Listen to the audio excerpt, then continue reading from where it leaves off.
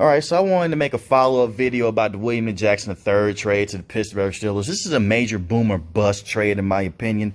Now see, the Pittsburgh Steelers were out here looking at William Jackson III back a long time ago in the draft that they got Artie Burns in, and they really wanted William Jackson III. They tried to trade up for him, and unfortunately it didn't happen. And we know the Cincinnati Bengals are spiteful as hell when it comes to in division drafting, so they drafted William Jackson III, and the Pittsburgh Steelers ended up with a bust corner in Artie Burns.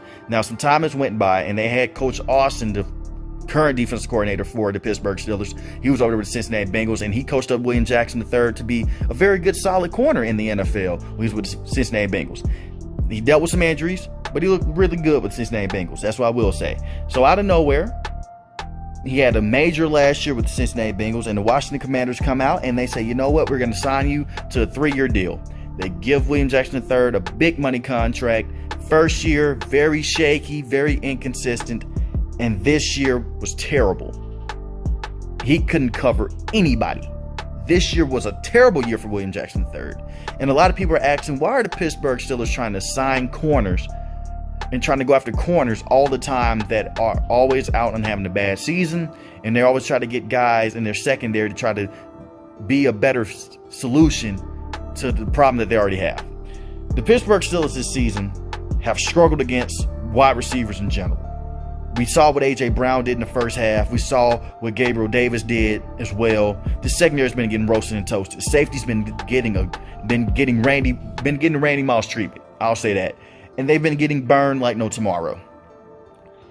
At first glance, you look at this move and you say, what the hell are the Pittsburgh Steelers doing? You traded late round picks for a guy that the Washington Commanders probably going to end up cutting.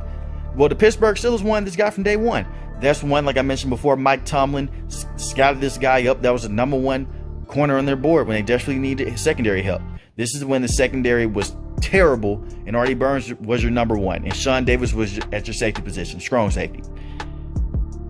I look at this as a move that you're trying to get more aggressive in your secondary. For one of the reasons why William Jackson III struggled with the Washington Commanders, and I will say this, I have bragged on him a lot. He shouldn't have signed with the Washington Commanders. These players need to know what they're getting themselves into. I have no sympathy when a player goes signs with another team, they run a different system, and then the next thing you know, well, they're not playing the same, they want out.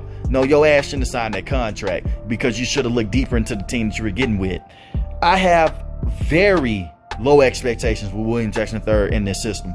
For one, this is a system that he fits. It's a man-to-man system, very aggressive. It's not a zone, so they're not going to be playing much zone. He's a guy that's going to travel around with the best wide receiver. For one, why I have low expectation with him in this system, he was getting toasted.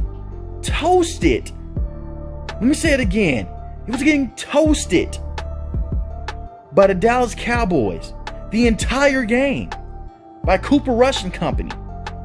He was just getting toasted. C.D. Lamb was having a field day on him, and they ran man. It was many times where Ron Rivera said, you know what, we're going to run man. We were running combo covers. They'll just have him travel around with the best wide receiver, and he was still getting burned. Now, he'll have Minkah Fitzpatrick over top. He has a better pass rush on the Pittsburgh Steelers, oddly enough. You still have Cameron Hayward, Tyson Laue, Alex Highsmith. You hope that they get to the quarterback at a consistent pace. You do have the rumors of T.J. Watt maybe being able to come back this season, so that will help out this defense as well. But the reason why I'm hugely against them trading for William Jackson, in my opinion, you have a lot of offensive woes still, but you're trying to go and get your defense right, even though your defensive secondary has struggled. I just don't see what they gain from this. Now, if he comes out and he looks like one of the best corners in the league, you will hear me say that I was wrong. I do think that Coach Austin will have him perform better. He will be better with the Pittsburgh Steelers than he was with Washington Commanders. I honestly do believe that. I don't know how much better, but he will be better. But he shouldn't be getting burned by C.D. Lamb, and he shouldn't be getting all these holding calls. This boy, William Jackson III, is one of the worst corners in all of football when it comes to just zone coverage in general. This year, you can go look it up. Have the stats to back it up. He couldn't cover anybody this year in that division. Everyone was picking on him. So I don't know if that's going to be the similar thing here, because you look at the situation besides the Baltimore Ravens. They have Mark Andrews. That's the #1 wide receiver at the tight end position.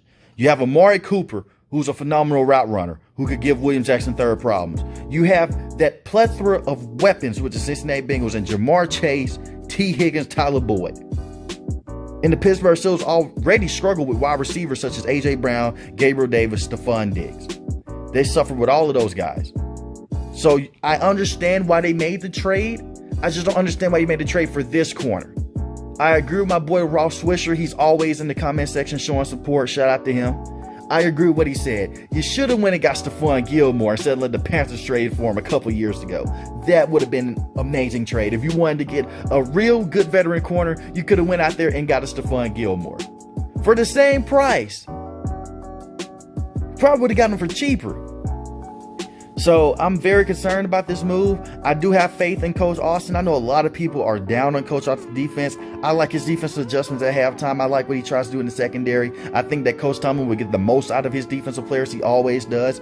But it's also one of those situations you continue to pay a premium on defense when your offense has problems. That's my biggest problem with this trade. You're getting a guy that's coming off of 2 down years. This isn't like you're getting William Jackson III from Cincinnati Bengals. And I do think that it will treat him like how he was treated on the Cincinnati Bengals will help out his playing style. But you needed offense. Whether it's offensive line help, obviously need to fire Matt Canada, but you need offensive line help. Instead, you trade Chase Claypool for a 2nd-round pick, which helps out the Pittsburgh Steelers. But you still need offensive ammunition, whether that's getting an extra offensive lineman or trying to get some type of offensive direction. But instead, you continue to pay a premium. The only players that they've paid on offense was Big Chuck at the right tackle position and Deontay Johnson, and those are bargain deals.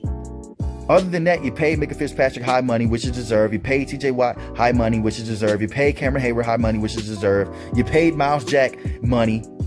They have no problem paying defensive players. When it comes to giving offensive players money, they have a problem, which probably explains why they're struggling offensively. The Pittsburgh Steelers never pay wide receivers high-end money unless you're very special like a Hines Ward or Antonio Brown. They always get rid of the receivers a year early, and they never pay out on the offensive line. And in the last couple years, they haven't. So it just explains their offensive woes. But we're going to wait to see what William Jackson III can do on this team. I think it's a major boom or bust. It's either he's going to be really good or he's going to be really bad. But the Pittsburgh Steelers don't lose much to just take on that nasty contract with William Jackson III. You trade late round picks with a team that's already out on him. He was already out on the team. I'm really hoping that he will look like how he looked with the Cincinnati Bengals on this team. And I think that in certain spots that he will, it's just consistency issues with me. But he looked really good with the Cincinnati Bengals when you had him and Coach Austin together. So let me know in the comment section how you feel about the trade. New to the channel, hit the subscribe button. If you like the video, hit the like button. Most importantly, each and the last one, you guys stay safe, stay positive. Thanks for watching the video, guys. Peace.